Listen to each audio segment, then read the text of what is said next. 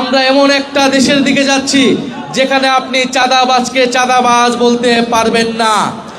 চাঁদাবাজকে চাঁদাবাজ বললে আপনার বিরুদ্ধে মামলা দেওয়া হবে।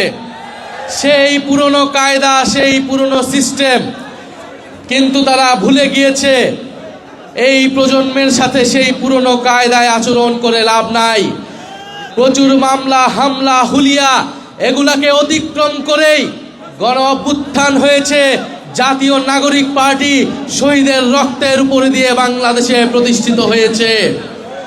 ফলে যদি আজকে নাসিরউদ্দিন পাটোয়ারির মুখ বন্ধ যদি তারা মামলা দিয়ে করতে চায়, তাহলে তারা বড়ই ভুল করছে। আজকে নাসিরউদ্দিন পাটোয়ারির বিরুদ্ধে যদি মামলা দেওয়া হয়, বাংলাদেশে শত শত নাসিরউদ্দিন পাটোয়ারি মুখ তৈরি হবে। পুরো বাংলাদেশ চাঁদাবাজদের বিরুদ্ধে রুখে দাঁড়াবে, রাজপথে দাঁড়িয়ে যাবে।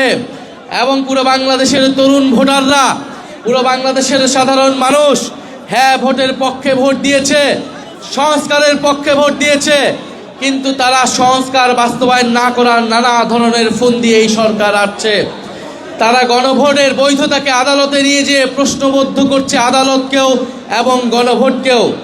আমরা আর অপেক্ষা করছি, যদি 12 তারিখ অধিবেশনে সংস্কার পরিষদ গঠিত না হয়, যদি সংস্কারের জন্য উদ্যোগ গ্রহণ না করা হয়, আমরা যারা হ্যাঁ ভোট দিয়েছি, নিজেদের ভোটাধিকার, নিজেদের অধিকার রক্ষার জন্য আমাদেরকে আবারও রাস্তায় নামতে হবে। সেটার জন্য আপনারা প্রস্তুত থাকবেন ইনশাল্লাহ। আমাদের সাথে ইলেকশনে যে ইঞ্জিনিয়ারিং হয়েছে, ইলেকশনে ফলাফলে যে কারচুপি হয়েছে, তার প্রত্যক্ষ উদাহরণ জনাব নাসিরউদ্দিন পাটোয়ারি, জনাব সার্জিস আলম এবং আমাদের দিনাজপুরে আহাদ ভাই, ওনাদের ফলাফলে কারচুপি করে ওনাদেরকে হারিয়ে দেওয়া হয়েছে। এছাড়া 11 জোটের নেতৃবৃন্দদের, বিভিন্ন দলের এমপি প্রার্থীদেরকেও হারিয়ে দেওয়া হয়েছিল। আমরা গণতন্ত্রের সাথে, রাষ্ট্রীয় স্থিতিশীলতার স্বার্থে এই ফলাফল নিয়ে আমরা 2টি শপথ নিয়েছি, কিন্তু সরকার দল যারা সরকার গঠন করেছে তারা একটি শপথ নিয়েছে। তারা এই নির্বাচনের পরে শপথের দিনই তারা জনগণের প্রতি যে কমিটমেন্ট, সেই কমিটমেন্ট তারা ভঙ্গ করেছে।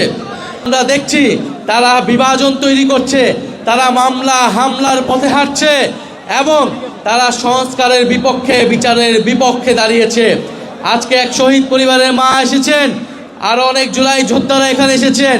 আমরা দেখছি এই সরকার আসার পরে ট্রাইব্যুনালের চিফ প্রসিকিউটরকে পাল্টে দেওয়া হয়েছে। কেন পাল্টে দেওয়া হলো আমরা জানি না। একজন দলীয় ব্যক্তিকে, একজন অযোগ্য ব্যক্তিকে চিফ প্রসিকিউটর দিয়ে এই বিচার, এই জুলাই গণহত্যার বিচারকে প্রশ্নবিদ্ধ করার চেষ্টা করা হচ্ছে। খবরের কাগজ, নিখাত, নির্ভীক, নিরপেক্ষ।